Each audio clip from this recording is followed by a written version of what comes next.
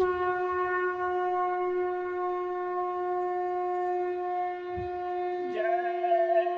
गुरुदेव। जय गुरुदेव।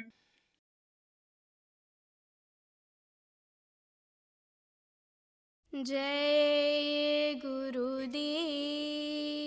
जय गुरुदेव। दया करे दान भक्ति का हमें गुरुदेव जी देना।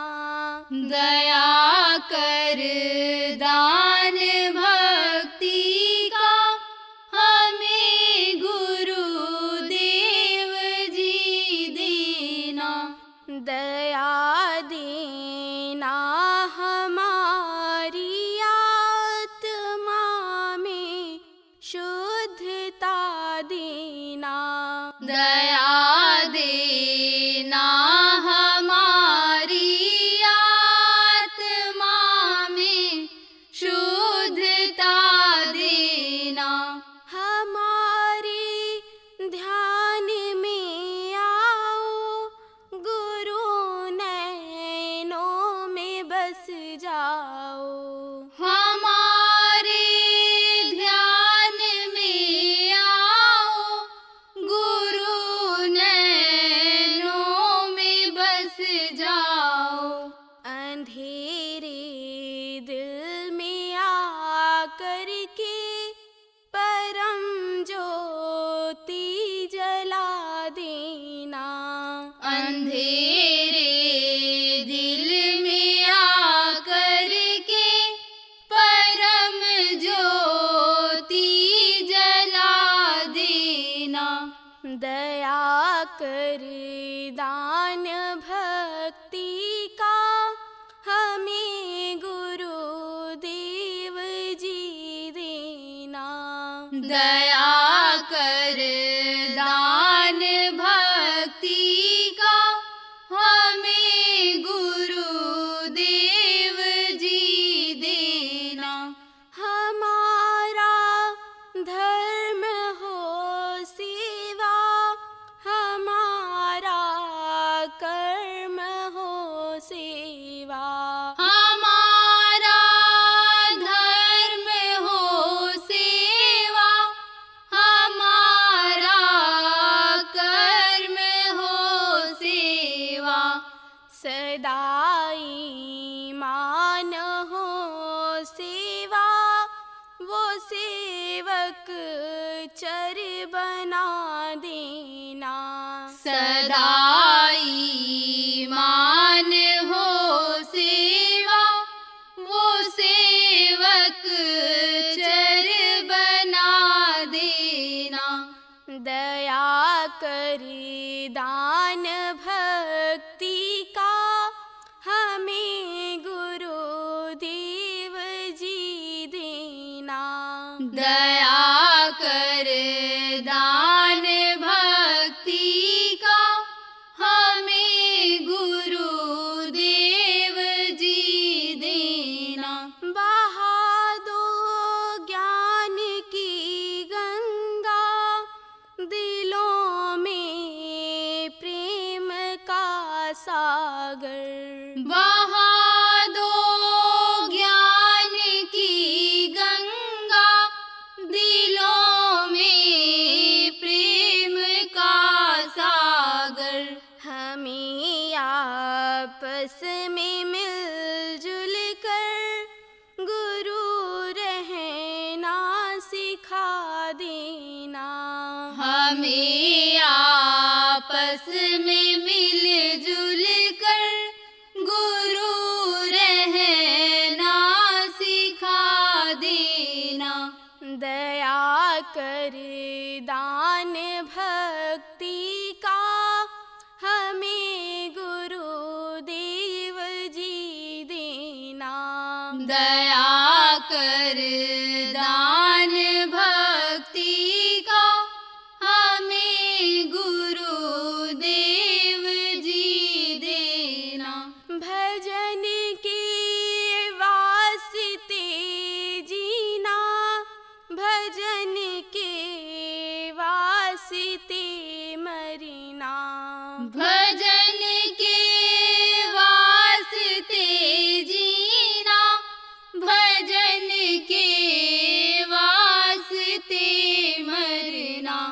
भजन पर जान लुटा देना, गुरु हमको सिखा देना। भजन पर जान लुटा देना, गुरु हमको सिखा देना। दया कर दान भक्ति का, हमें गुरुदेव जी देना। दया कर दान भक्ति का, हमें गुरुदेव जी देना। जय गुरुदेव। जय गुरुदेव।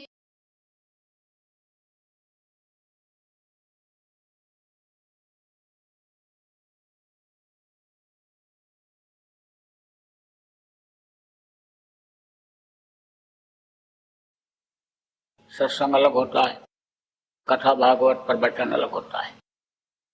देखो, राम कथा, कृष्ण कथा, सत्यनारायण की कथा, महाभारत की कथा जगह जगह तो होती रहती है, लेकिन लोगों को उसका लाभ मिल नहीं पाता है।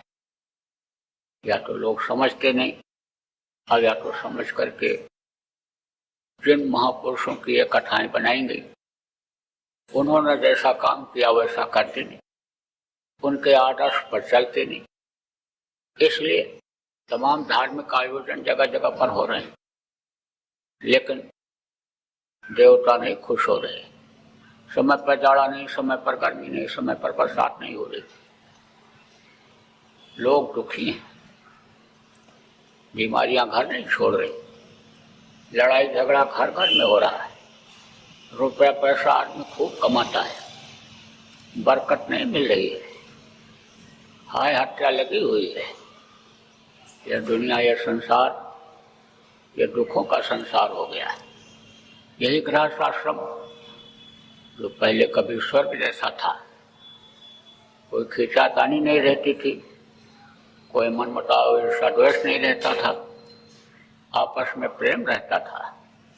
लेकिन अब यही नर्क जैसा हो रहा है। आदमी घर छोड़ करके भाग रहा, औरतें जल के मर रही, भाई भाई के खून का प्यासा हो रहा है।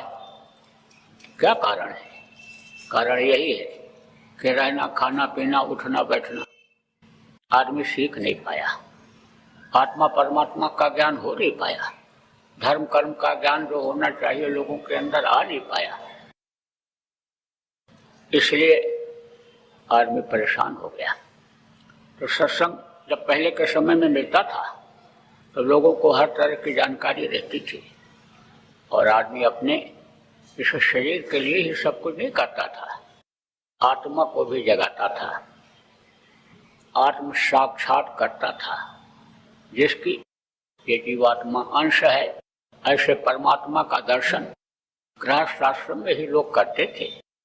लेकिन जब से अंदर में देवी देवताओं का दर्शन होना बंद हुआ, मालिक का दर्शन होना बंद हुआ, अनाथ वेद वाणी जो मस्तानी आवाज सुनाई पड़ती वो सुनना बंद हुआ, तब से बगैर मणि के जैसे सांप हो जाता है और छटपटा करके मर जाता है, ऐसे आदमी छटपट करके दुख झेलते हुए दुनिया से चला जा रहा है।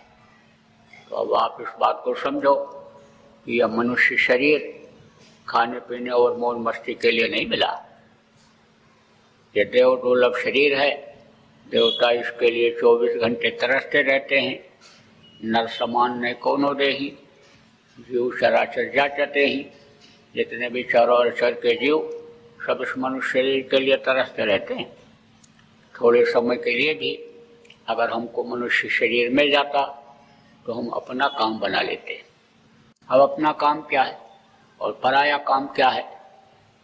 इस वक्त पर आदमी जो कुछ काम करने में लगा हुआ है पराये काम में।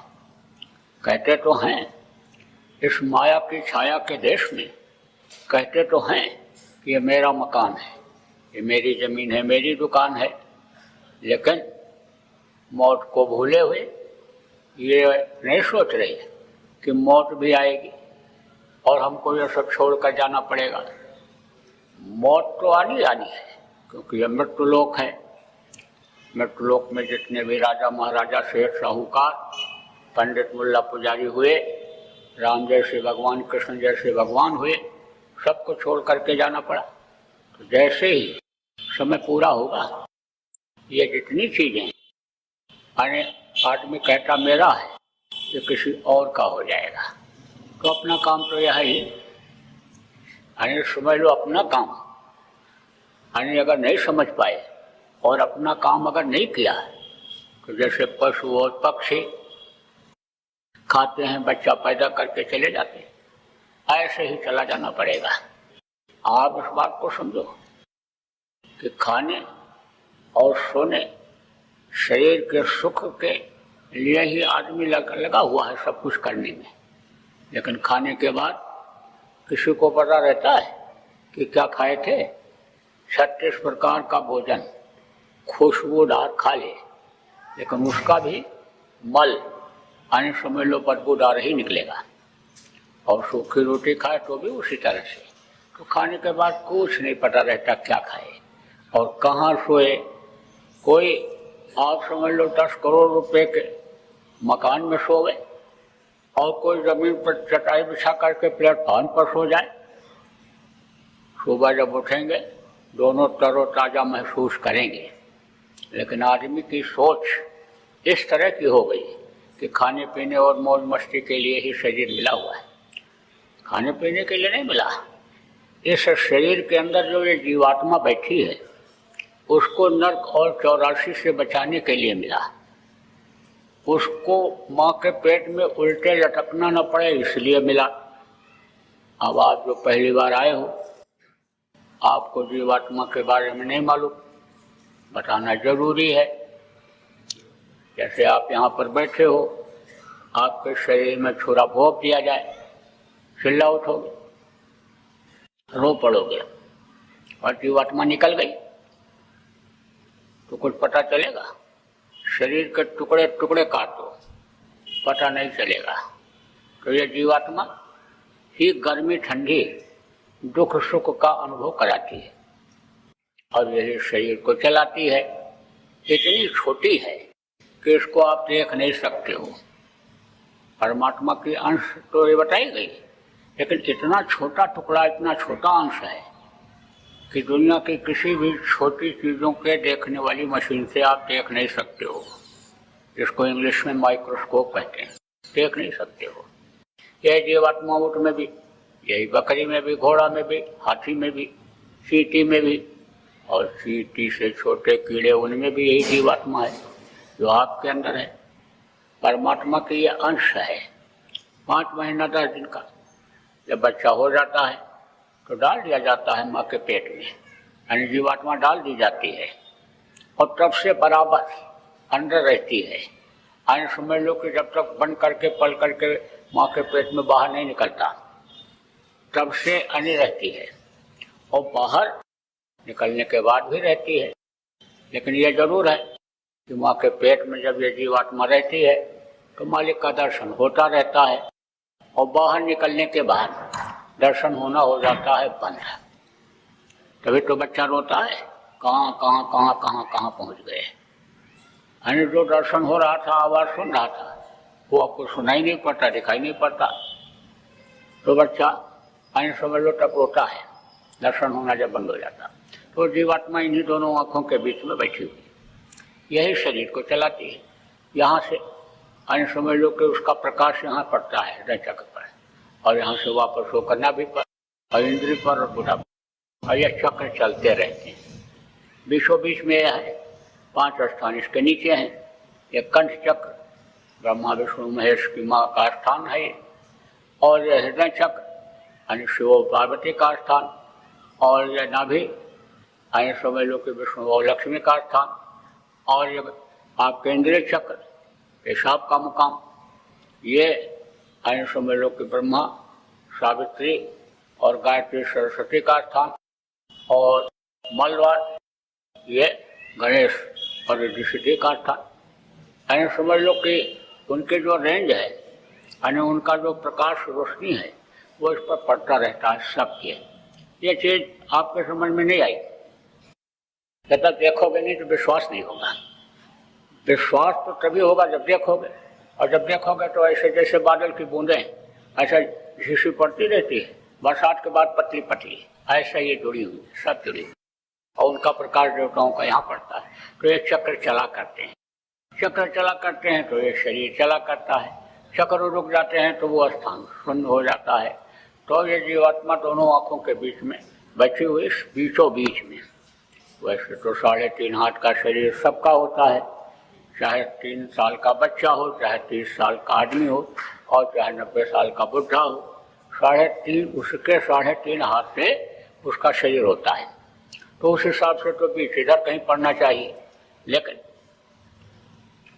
पैर काट दो, हाथ काट दो तो आदमी जिंदा रहेगा, लेकिन गला काट दो तो जिंदा नहीं रह सकता। सारा सिस्टम शरीर को चलाने का यहाँ से लेकर और यहाँ तक है, उसका बीचों बीच ही है। 5 स्थान ये नीचे है और 5 स्थान ऊपर है। सहस्रदल कमल, त्रिकुटी 10वां द्वार, भौर गुफा और सतलोक, ये बीचों बीच में जीवात्मा यानी बैठी हुई है। यह है परमात्मा की अंश। यह जब यानी समझ लो कि डाली गई और दर्शन हुआ तो प्रार्थना उसी समय से माँ के पेट में बच्चा करना शुरू कर देता है कि बाहर निकालो, बाहर निकालो।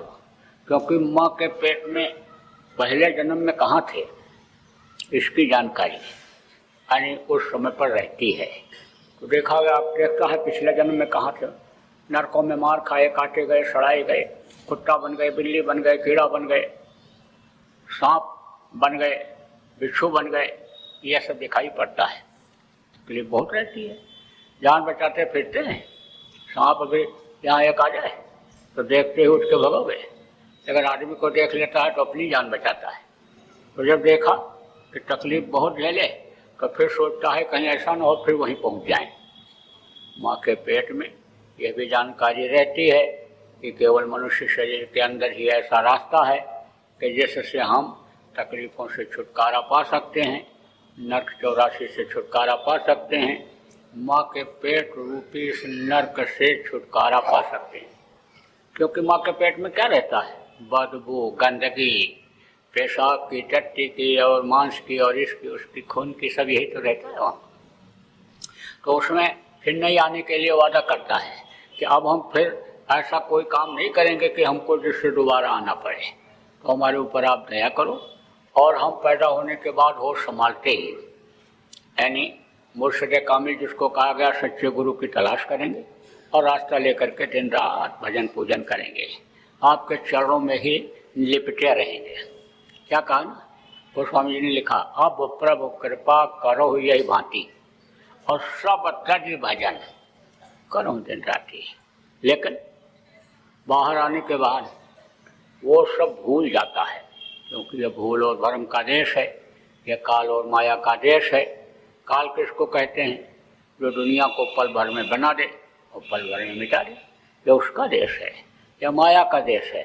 माया किसको कहते हैं, जड़ और चेतन 2 तरह की माया होती है, रुपया पैसा और औरत। यह माया एक जड़ है जो एक जगह से दूसरी जगह न जाए और दूसरी एक जगह से दूसरी जगह चला जाए।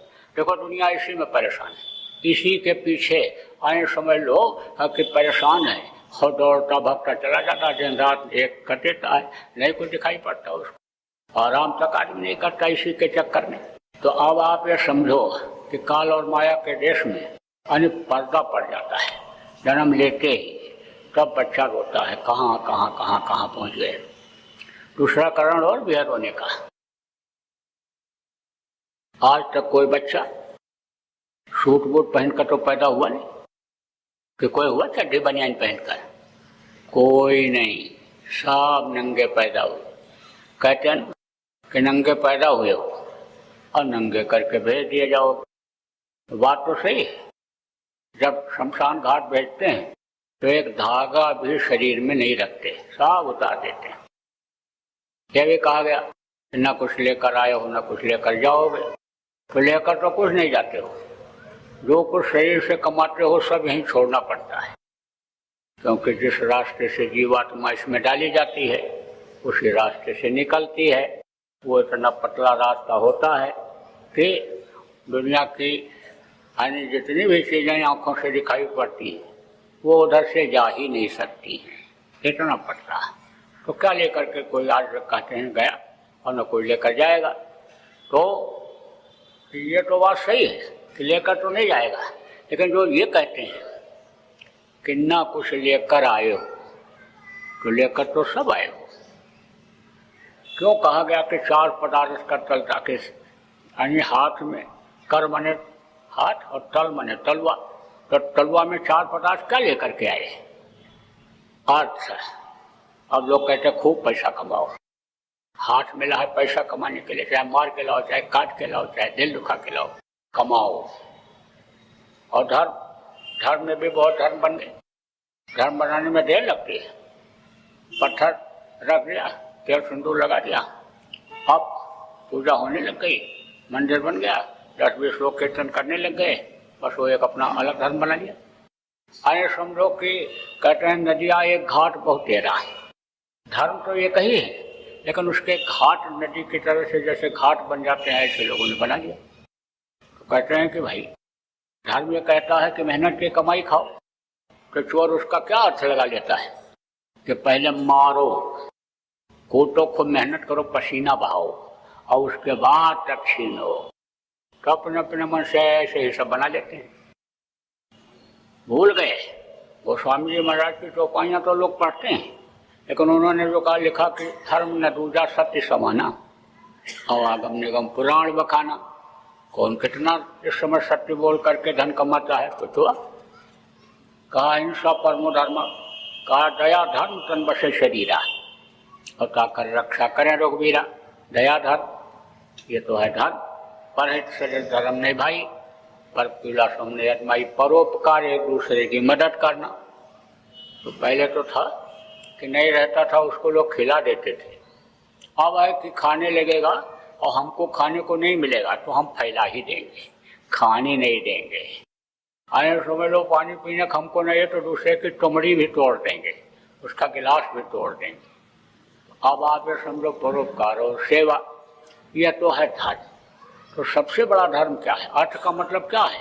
अर्थ का मतलब इस शरीर को पाने का अर्थ समझो कि यह तन कर फल विषय न भाई, और स्वर्गो स्वल्प अंत दुखदाई। विषय वासनाओं के लिए यह नहीं मिला है, और विषय वासनाओं में ही अगर इसको लगाए रहोगे तो अंत में बड़ी तकलीफ। जब समय पूरा होने को होता है और शरीर के लिए ही सब कुछ करते रहते हैं तो यमराज के भयंकर दूत आते हैं, मार मार करके कूट कूट करके इसको लेकर के जाते हैं। शरीर तो यहीं गिर जाता है, पिशाच के शरीर में जीवात्मा को बंद करके और यमराज के सामने पेश कर। और अच्छा बुरा उसके पास जो भी करते हो सब वहाँ पर ऐसे नोट होता जाता है, लिखता जाता है।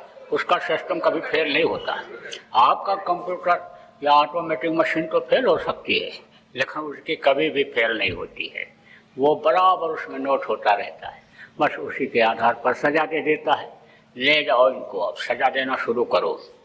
लटा देते हैं और सीने पर ऐसे सवार होकर के दबाते हैं, आंखें बाहर निकल आती हैं, जीव बाहर निकल आता है चिल्लाते चिल्लाते। जब बेहोश होने लगता तो फिर हट जाते हैं, फिर आंखें अंदर चली जाती हैं, जीव अंदर चला जाता है, फिर दबाते हैं। पैर पकड़ा और ऐसे फेंक दिया, पैर तो उनके हाथ में रह जाता है और पैर उखड़ने का दर्द करता है, छटपटाता है। जब बेहोश होने लगता है तब फिर फेंक देते हैं, फिर जुड़ जाता है, फिर खड़ा हो जाता है, फिर पकड़ करके ऐसे हाथ और फिर फेंक। सजा भोगने के लिए यानी वहाँ नरकों में भेजा जाता है, उसके सामने पेश किया जाता है यमराज के सामने। और नरकों में बहुत दिन रहना पड़ता है। टट्टी का नर्क अलग, पेशाब का अलग, मवाद का अलग, कांटों का अलग।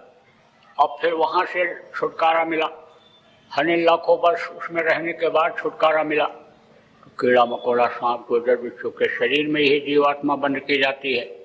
वहाँ से छुटकारा मिला तो 9 महीने तो माँ के पेट में रहना ही पड़ता है, तभी ये बच्चा ठीक से बन पाता है। और माँ से अगर कोई गलती बन गई, खान पान में कोई गड़बड़ी हो गई तो लूला लंगड़ा पैदा हो जाता है। भजन भाव, भक्ति, सेवा भाव नहीं रहा, दया भाव नहीं रहा तो वही बच्चे बुद्धिहीन पैदा हो जाते हैं। वो अन्य समझ लो कि दिमाग के कमज़ोर हो जाते हैं, तो अब दिमाग ही कमज़ोर हो गया, बुद्धि फेल हो गई, तो न कमा सकता, न खा सकता है, न कोई पूजा पाठ कर सकता है, जीवन बेकार चला गया। तो अब आप ये समझो कि धर्म, असला धर्म क्या है? असला धर्म यह है कि इस जीवात्मा को बचाया जाए, नरक 84 से बचाया जाए। असला काम आदमी का यही है, यानी कि वो काम नहीं बच्चा पैदा करते चले जाओ, यही काम तो पशु और पक्षी भी करते हैं। असला काम यह है कि इस शरीर के रहते रहते अपनी जीवात्मा को बचाया जाए, नरक और 84 से इसको मोक्ष दिला दिया जाए। अर्थ धर्म काम मोक्ष, मोक्ष दिला दिया जाए। मोक्ष का मतलब क्या होता है? शमशान घाट पर जाते हो तो वहाँ देखे होगे लिखा रहता है मोक्ष धाम। अब चाहे 2 दिन लग जाए चाहे 3 दिन लग जाए, बिजली न हो, लकड़ी न मिले, आंधी आफत आ जाए, बारिश होती रहे, मुर्दा न भी जला पाए तो वापस घर को मुर्दा फिर नहीं लाते हैं। 2 दिन लग जाए तो जला के ही आते हैं। ऐसे ही जीवात्मा वहाँ मालिक के पास पहुँच जाए और वहाँ से फिर वापस ना आवे, तब तो मिलता है मोक्ष। और लौट 84 आया तो कोई मोक्ष नहीं है। अब आप समझ लो कि इस काम को अगर नहीं किया गया तो जीवन भर रोना रोना ही लगा रहता है। कैसे? पैदा हुए तब रोए, दूध नहीं मिला तब रोए, स्कूल जाने को हुआ तब रोए, नौकरी मिल गई, नौकरी नहीं मिली, पढ़ लिख करके बैठे रहे तो रोए, शादी नहीं हुई तो रोए, अब शादी हो गई तो रो रहे हैं। मैं तो देश विदेश में जाता रहता हूँ सत्संग करने के लिए, तो महीना 15 दिन में कोई ना कोई मिल जाता है। तो कोई तो कहता है कि कोई माँ की सेवा करने वाला नहीं है, दया हो जाए। कोई कहता है घर में रोटी बनाने वाला कोई आ जाए, और कोई कोई तो सीधे कह देता है शादी करा दीजिए, नहीं हो रही है। 2-3 महीने में कोई ना कोई ऐसा भी मिल जाता है जो कहता छुड़वा दीजिए, जान के लाले पड़ रहे हैं, तलाक करवा दीजिए, ऐसे भी मिल जाते हैं। तो जिसकी नहीं हुई वो भी रो रहा, और जिसकी हो गई वो भी रो रहा, जिसके बच्चे नहीं हैं वो भी रो रहा, और जिसके कई बच्चे हैं वो भी रो रहा।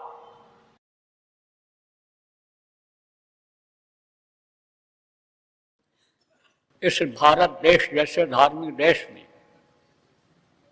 बच्चे और बच्चियों का चरित्र का गिरना और इनकी नशे की आदत से क्या संकेत मिलता है कि देश का भविष्य अच्छा नहीं रहेगा। देखो, इस वक्त पर किसी का बच्चा कब बिगड़ जाए, कब नशेबाज हो जाए, कब बच्चा बच्ची चरित्रहीन हो जाए, कुछ नहीं कहा जा सकता है, क्योंकि ये जाल बढ़ता हुआ चला जा रहा है। भारतीय संस्कृति को ही लोग खत्म कर देने में लगे हुए हैं, और जो लोग इसको बचाने में लगे हैं उन्हीं के बच्चे, वही लोग इसमें इन्वॉल्व हैं। तो आप ये सोचो कि क्या होगा इनका बच्चों का।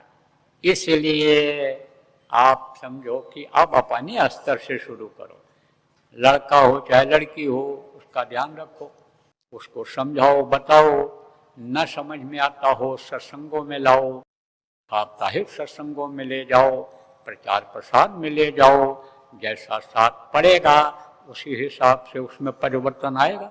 जय गुरुदेव। सरकारी व गैर सरकारी अनुदान के लिए बिना सत्संगियों के सहयोग द्वारा जनहित के कार्यों में लगी हुई बाबा जय गुरुदेव धर्म विकास संस्था का मुख्यालय पिंगलेश्वर रेलवे स्टेशन के सामने मक्सी रोड, उज्जैन, मध्य प्रदेश में है। यहाँ पर सत्संग व नामदान का कार्यक्रम होता रहता है। अतः आप श्रोताओं से अनुरोध है कि बाबा उमाकांत जी महाराज के आश्रम उज्जैन एक बार परिवार सहित जरूर पधारिएगा। आपके सुझाव के लिए व्हाट्सएप नंबर 9575600700 जय गुरुदेव।